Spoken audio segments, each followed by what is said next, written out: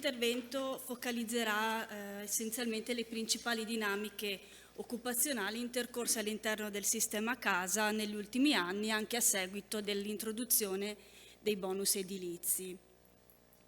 In particolare, partendo da quella che è la fotografia degli addetti nel sistema casa, con una particolare attenzione poi a quello che è il comparto artigiano, passerò poi ad illustrare le principali dinamiche relative ai flussi occupazionali del sistema casa.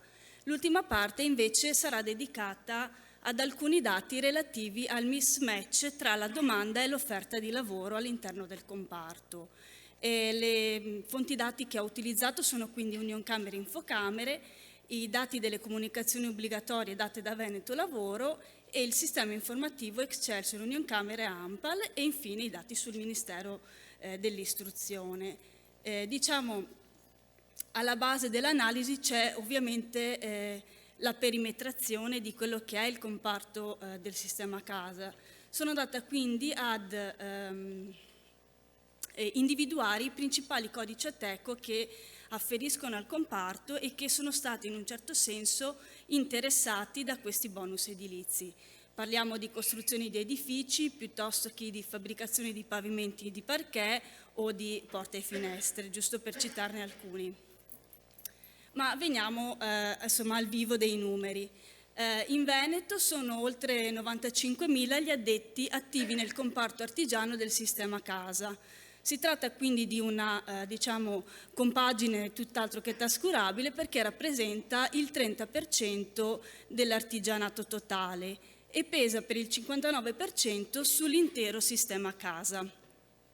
Il 42,5% di questi sono addetti che sono impiegati essenzialmente in imprese edili, ma vi è una compagine importante anche di elettricisti e termoidraulici che pesano assieme per circa il 30%. Il sistema casa è certamente un settore driver della ripresa occupazionale della nostra regione. Infatti nel 2021 rispetto al 2020 gli addetti impiegati nelle imprese artigiane del comparto sono aumentati del più 1,8%, a fronte di un aumento solo frazionale, diciamo, del totale del comparto artigiano. Va segnalato poi anche che già nel 2019 si era registrato un incremento del numero degli addetti nel comparto rispetto al 2018. Questa slide vuole essere un po' una suggestione, nel senso che, come potete notare nel grafico, nel 2019 si era osservato un aumento del numero degli addetti nel comparto, a fronte invece di una riduzione del numero delle imprese. Così come nel 2021 il numero degli addetti è aumentato in maniera più preponderante rispetto al numero delle imprese. Che questi siano indicatori di una futura, progressiva, maggiore strutturazione del sistema è ancora un po' presto per dirlo perché si tratta di oscillazioni che sono ancora decimali e che non hanno quindi influito in maniera significativa sulla dimensione di impresa. Però è sicuramente un fenomeno che va monitorato nel corso degli anni e dei mesi a venire. Passo adesso invece a parlare dei flussi occupazionali, quindi si tratta di dati di Veneto Lavoro, per i quali, precisazione, non è disponibile il dettaglio artigiano. Parleremo quindi di comparto casa in senso generale all'interno della nostra regione. Nel 2021 sono state quasi 46.000 le nuove assunzioni nel comparto, di cui più di un terzo sono di nazionalità straniera. Va segnalato poi anche che circa il 30% dei nuovi assunti ha meno di 30 anni e quasi il 32% ha un diploma di scuola secondaria superiore.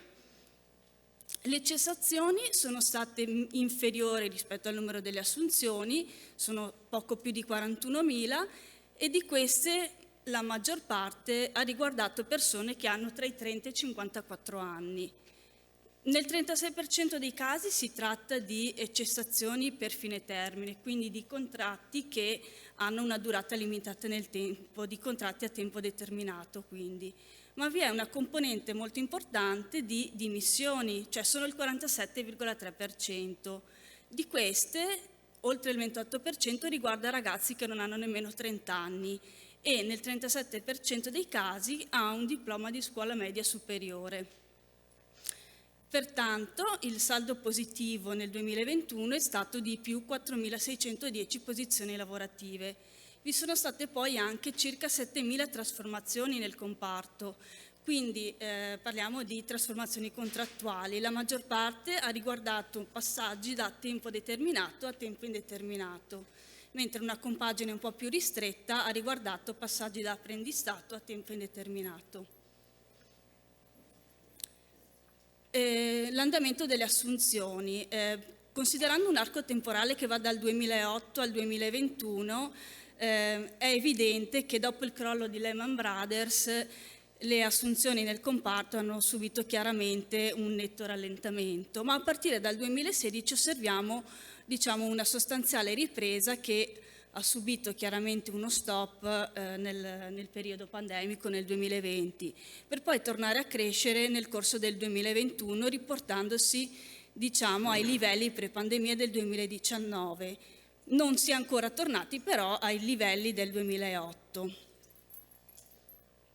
L'andamento delle assunzioni ovviamente si riflette sull'andamento del saldo occupazionale che, come vediamo, a partire dal 2016 è ritornato in territorio positivo. Piccolo focus sulla tipologia degli assunti. Rispetto al 2008 sono diminuite in maniera sensibile le assunzioni di personale straniero, meno 23,3%, mentre le assunzioni di personale italiano è diminuito in maniera meno significativa, meno 7%. Le assunzioni con licenza media o inferiore sono diminuite in maniera significativa, del meno 24,3% rispetto al 2008, ma rimangono oggi ancora la componente preponderante in termini di valori assoluti. Va segnalato poi l'aumento del più 15% invece di assunzioni di manodopera che ha un diploma di scuola media superiore.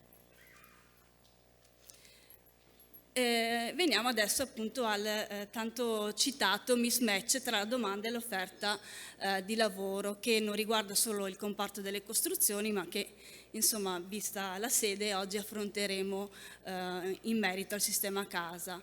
Secondo il sistema Excelsior di Unioncamere e Ampal, le imprese stimano circa 8.000 nuove entrate nel trimestre ottobre-dicembre 2022, di cui solo 3.500 nel mese di ottobre. Al contempo, come evidenziava anche Enrico Quintavalle, si lamenta una forte difficoltà di reperimento della manodopera di operai specializzati nel settore, 73,4%, di cui circa il 53% è proprio per mancanza di candidati. Questi dati trovano in un certo senso riscontro con i dati relativi alle iscrizioni all'anno scolastico 2020-2021. Il 56% degli studenti nell'anno scolastico 2020-2021 frequenta un istituto tecnico o professionale. Però in realtà solo il 7,6% degli iscritti al primo anno ha scelto un indirizzo che attiene in un certo senso al mondo delle costruzioni e al sistema casa, e ancora meno i diplomati con un indirizzo attinente al sistema casa sono una percentuale molto limitata, pari al 3,6%. Si segnala poi una componente ancora piuttosto limitata di iscritti a ITS. Mi sono focalizzata solo sull'area efficienza energetica e sistema casa, in quanto sono i percorsi che attengono in maniera maggiore con il comparto. Io con questa slide ho concluso, vi ringrazio e vi auguro un buon proseguimento di convegno. Grazie.